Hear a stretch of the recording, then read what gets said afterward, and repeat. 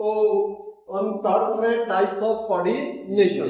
Type of coordination, इससे पहले हमने जो पार्ट कर लिया था वो तो हमारा हो ही गया था। नेक्स्ट उसमें चल रहे हैं टाइप ऑफ कोऑर्डिनेशन। तो यहाँ पर there are the two type of coordination the organism. One is nervous system nerve coordination, जो कि नर्वस सिस्टम द्वारा प्ले किया जाता है। रिस्पॉन्सिबल कौन है? Nervous system nerve coordination. और दूसरा कौन सा? That is chemical coordination. ये कौन करता है? दैट इज टेक ओवर या टेक केयर बाय द इसके लिए रिस्पॉन्सिबल है कौन? हमारा एंडोक्राइन सिस्टम। एंडोक्राइन सिस्टम में आपके एंडोक्राइन ग्लैंड आ जाते हैं। तो ये बेसिकली एंडोक्राइन सिस्टम जो काम करता है वो केमिकल से काम करता है। केमिकल्स दैट इज हार्मोन जिसे हम कहते हैं। तो केमिकल सिक्रीशन से सारा कंट्रोल होता है कोऑर्डिनेशन। जबकि नर्व कोऑर्डिनेशन में क्या हो रहा है? नर्व इंपल्स पैदा होते हैं। आपने पढ़ा था कि नर्व इंपल्स पैदा होती है डेंड्राइट्स में। किस ढंग से? चार्जेस नेगेटिव वाले अंदर आ जाते हैं, पॉजिटिव वाले बाहर चले जाते हैं। आपने पढ़ा था कि कैसे एक नर्व इंपल्स पैदा होती है। तो यहाँ नर्व कोऑर्डिनेशन में नर्व करती है, एक नर्व इंपल्स पैदा करती है। और केमिकल कोऑर्डिनेशन में क्या होता है? केमिकल्स पैदा होता है। ठीक है। केमिकल कोऑर्डिनेशन में जो इंफॉर्मेशन जाती है वो ब्लड के थ्रू जाती है। एंडोक्राइन ग्लैंड्स होते हैं वो अपनी सिक्रीशन किसमें देते हैं? ब्लड से जाएंगे वो और इफेक्टर को कहेंगे कि ये काम कर, फिर वो काम करता है। जबकि नर्व में वहां पर क्या हो रहा है? नर्व इंपल्स जा रही है, तो वो नर्वस सिस्टम जा रहा है। तो नर्वस सिस्टम का पार्ट है। तो ब्लड में केमिकल वाला आ जाता है कोऑर्डिनेशन। केमिकल कोऑर्डिनेशन किसमें होती है? में कौन करता है कोऑर्डिनेट? एक जगह से इंफॉर्मेशन कौन दूसरी जगह लेके जाता है? केमिकल्स को कौन ट्रांसपोर्ट करता है? That is blood. और यहां पर इंफॉर्मेशन जो जा रही है वो नर्व इंपल्स लेकर जा रही है, नर्वस सिस्टम लेकर जा रहा है। ठीक है। चलो देखिए, animal have both nerve and chemical coordination. तो we are also animals, man is also animal, we are social animals. तो हमारे में दोनों प्रकार की कोऑर्डिनेशन होती है। एनिमल्स में दोनों प्रकार की कोऑर्डिनेशन होती है, नर्व कोऑर्डिनेशन भी और केमिकल कोऑर्डिनेशन भी। वेयर इन द प्लांट में ओनली केमिकल कोऑर्डिनेशन, तो वहां पर नर्व कोऑर्डिनेशन प्रेजेंट नहीं होती। तो देखते हैं कोऑर्डिनेशन एक्शन, कोऑर्डिनेटेड एक्शन होता कैसे है। तो इसके 5 मेन कंपोनेंट हैं। First is stimulus. स्टिमुलस वो होगा जो हमारे बॉडी को प्रोवोक करेगा कि कोई रिस्पॉन्स हो उसके लिए। तो हम ये एक जनरेट करता है रिस्पॉन्स के लिए, प्रोवोक करता है बॉडी। उसके बाद अगर स्टिमुलस को इंफॉर्मेशन रिसीव कौन करेगा? That is receptor, that is sensory nerve होगी जो लेकर जाएगी। सेंस ऑर्गन है हमारे 5 जो ये इंफॉर्मेशन लेते हैं स्टिमुलस से। और वो इंफॉर्मेशन कहां पर लेके जाएंगे? कोऑर्डिनेटर यहां पर नर्वस सिस्टम में कोऑर्डिनेटर कौन होगा? दैट इज ब्रेन और स्पाइनल कॉर्ड। ब्रेन और स्पाइनल कॉर्ड रहेगा नर्वस सिस्टम में। नर्वस सिस्टम में कोऑर्डिनेटर कौन रहेगा? ब्रेन और स्पाइनल कॉर्ड। रिफ्लेक्शन में स्पाइनल कॉर्ड आती है, वैसे ब्रेन रहेगा। एंडोक्राइन सिस्टम में जो रहेगा दैट इज केमिकल कोऑर्डिनेशन में। केमिकल कोऑर्डिनेशन में एंडोक्राइन ग्लैंड्स रहेंगे कोऑर्डिनेट। ठीक है। वो रिस्पॉन्ड में केमिकल स्पीड करेंगे, हार्मोन रिलीज करेंगे। जैसे एड्रीनल ग्लैंड एड्रीनलिन स्पीड करता है जब हम इमरजेंसी कंडीशंस में आ जाते हैं। तो एनिमल है कोई कोऑर्डिनेटर होगा। उसके बाद क्या है? इफेक्टर। इफेक्टर जो रिस्पॉन्स जिससे देना है वो रहेगा इफेक्टर। जैसे मसल्स रहती हैं, इन केसेस में नर्वस सिस्टम में मसल्स रहते हैं, ग्लैंड्स रहते हैं। और जबकि एंडोक्राइन में कौन रहता है? एंडोक्राइन में कोई ना कोई ऑर्गन रहेगा, जैसे बोन हो गए, लीवर हो गई, किडनीज हो गई। एंड रिस्पॉन्स को फिर वो पैदा करेंगे उसके स्टिमुलस के अगेंस्ट कोई अपनी बॉडी रिस्पॉन्स देगी। तो देखते हैं अभी इस चार्ट को, फर्स्ट ऑफ ऑल इस चार्ट को देखते हैं। ये बड़ा इंटरेस्टिंग है। जिसने इस चार्ट को समझे उसको सारी कहानी समझ आ जाएगी। ये चार्ट दो है ही, एक में दिखाया गया है आपको नर्व कोऑर्डिनेशन और दूसरे में आपको दिखाया गया है केमिकल कोऑर्डिनेशन। तो ये दो कोऑर्डिनेशन चल रही है, एक नर्वस की कोऑर्डिनेशन और एक केमिकल कोऑर्डिनेशन। तो यहां पर सबसे पहले वही आ गया स्टिमुलस। स्टिमुलस जिसने प्रोवोक किया, जिसमें एक सेंसेशन पैदा हो गई है। और सेंस ऑर्गन से रिसेप्टर्स हो गए हमारे। सेंस ऑर्गन जो 5 है उन्होंने रिसीव की, वहां से एक सेंसरी नर्व इंपल्स पैदा हुआ। ये इंपल्स कहां पर लेके जा रही है? ब्रेन और स्पाइनल कॉर्ड के पास। तो ये जो होता है ये नर्वस कोऑर्डिनेशन है। तो यहाँ पर कौन कोऑर्डिनेट कर रहा है? That is brain and spinal cord. Brain and spinal cord coordinate कर रहा है। फिर ये जाकर ये अपनी मोटर इंपल्स को ये अपना डिसीजन बताएंगे कि क्या करना है इसके रिस्पॉन्ड में, किसको बताएंगे? इफेक्टर को। मगर यहाँ पर भी जो इंफॉर्मेशन जा रही है वो भी कैसे जा रही है? By the nerve impulse. तो यहाँ पर इफेक्टर आएंगे। इफेक्टर कौन है? Muscles and gland. कोऑर्डिनेटर कौन है? Brain and spinal cord. और यहाँ पर एक रिस्पॉन्स। ठीक है। अब यहाँ पर सेम ये केमिकल कोऑर्डिनेशन है। इसमें क्या होगा? स्टिमुलस वही रिसेप्टर यहाँ पर पूरे बॉडी पार्ट को कहीं से भी इंफॉर्मेशन आ सकती है। तो यहाँ पर ये किस रूप में जा रही है इंफॉर्मेशन? केमिकल रूप में। कौन लेकर जा रहा है? ब्लड। तो वहां पर न्यूरॉन लेकर जा रहे हैं।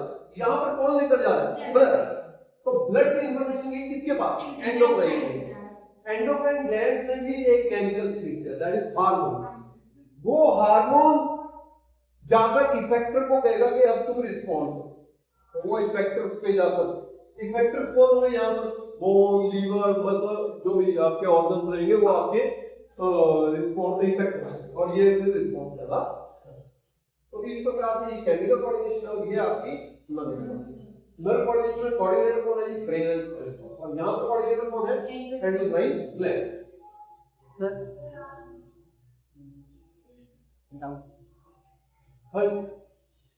सर जो रिसेप्टर है जैसे स्टिमुलस पे रिएक्ट तो हमारे सेंसरी ऑर्गन ही करेंगे। अगर हमारे स्किन पे भी कुछ होगा या कुछ भी होगा तो हमारे सेंसरी ऑर्गन रिएक्ट करेंगे। सर फिर रिसेप्टर में वो बॉडी पार्ट कैसे रिएक्ट करेगा? स्टिमुलस जो होते हैं, स्टिमुलस बहुत सारे और स्टिमुलस की हैं। हीट, लाइट, जैसे सनफ्लावर है। सनफ्लावर के लिए स्टिमुलस वहां पर कौन है? लाइट है। वहां पर तो आपको पता है कि न्यूरल कोऑर्डिनेशन, नर्व कोऑर्डिनेशन तो वहां पर होता ही नहीं है। वहां पर कौन सा कोऑर्डिनेशन है? Chemical coordination. तो सनफ्लावर जो सा है वो केमिकल कोऑर्डिनेशन चल रहा है। सन का फ्लावर जो है it moves towards the light. जैसे जैसे सनफ्लावर सन की डायरेक्शन बदलती है, सनफ्लावर के फ्लावर की भी डायरेक्शन क्या होती जाती है? बदलती जाती है। वो क्या है? वो स्टिमुलस उस वक्त कौन है? वहां पर लाइट है। वहां पर स्टिमुलस कौन है? लाइट। और यहाँ पर it may be touch, it may be anything जो हमें कभी हॉट कोई थिंग लग गई है तो स्टिमुलस हो। ये जो रिस्पॉन्स होता है नर्व इंपल्स का जो रिस्पॉन्स है ये बहुत ही फ्रैक्शन ऑफ सेकंड्स में होता है, बहुत ही शॉर्ट टाइमिंग में होता है और ये शॉर्ट लिव्ड भी होता है। इमीडिएट होता है, शॉर्ट लिव्ड होता है और ये टाइम लेता है अपना रिस्पॉन्स और लॉन्ग लास्ट। जैसे हमारी हाइट, ग्रोथ हार्मोन जब एक एज पर आकर ये आपकी ग्रोथ हार्मोन स्पीड होगा एक एज पे आते। जब आप एक एज पे आते, अब आज की डेट में मेरे में क्या ग्रोथ हार्मोन स्पीड हो रहा होगा? नहीं होगा। सर फिर जो स्टिमुलस है, स्टिमुलस की जो इंफॉर्मेशन है कि बाहर रिएक्टर है वो बॉडी पार्ट तक कैसे पहुंचेगी? वो बॉडी पार्ट तक इंफॉर्मेशन कैसे पहुंचेगी कि स्टिमुलस की जो इंफॉर्मेशन है? स्टिमुलस को स्टिमुलस यहाँ पर बताया था, जैसे मैंने आपको सनफ्लावर का एग्जांपल दिया। ज़्यादा एग्जांपल है सनफ्लावर का कि सनलाइट ने जाकर उसको इफेक्ट किया, वहां पर केमिकल स्पीड हुआ होगा। केमिकल जो होता है वो उसको जाकर हार्मोनल हम उसको कहते हैं फोटोट्रॉपिक। तो फिर बॉडी में कैसे होता है? ह्यूमन बॉडी में कैसे होती है ये चीज? ह्यूमन बॉडी में आपके कितने सारे ग्लैंड हैं। आपके एड्रेनलिन, जैसे आपको एकदम स्टेज पे खड़ा कर दिया गया तो वहां पर एक इंफॉर्मेशन पहुंची है कि इमरजेंसी कंडीशन आ गई, आपके पीछे कुत्ता दौड़ रहा है, आपके पीछे कुत्ता लग गया, तो आपका एड्रीनल जो होगा gland it will speed adrenaline at the time और आप इतनी तेज भागेंगे, आपके पास बहुत ज्यादा एनर्जी आ जाती है। एड्रीनलिन क्या कर देगा? हमारी हार्ट बीट फास्ट कर देगा, हमारा ब्रीथिंग रेट तेज कर देगा, जिससे क्या होगा हमें बहुत सारी एनर्जी उस वक्त मिल जाएगी और हम बहुत तेज अपने आप को बचाने के लिए दौड़ पाएंगे। तो ये सारा कोऑर्डिनेशन कहां पर हुआ? ये ब्लड के थ्रू हुआ, that is chemical coordination. Sir फिर उस ग्लैंड तक इंफॉर्मेशन कौन पहुंचाएगा? ग्लैंड तक केमिकल फिर वो केमिकल्स ब्रेन से जैसे पिट्यूटरी जो है वो बड़े सारे हमारे वो मास्टर ग्लैंड है। मास्टर ग्लैंड को फिर वो आगे क्या करता है? सारी ग्रंथियों को सारे ग्लैंड्स को क्या करता है? कंट्रोल करता है। अच्छा, तो मतलब पिट्यूटरी ग्लैंड बाकी ग्लैंड्स को कंट्रोल करेगा कि कंट्रोल उसको करता है। सिक्रीट करना है। और पिट्यूटरी को कौन कंट्रोल करता है? पैराथायरॉइड ग्लैंड नहीं हाइपोथैलेमस वो प्रिंसिपल है, हाँ ठीक है,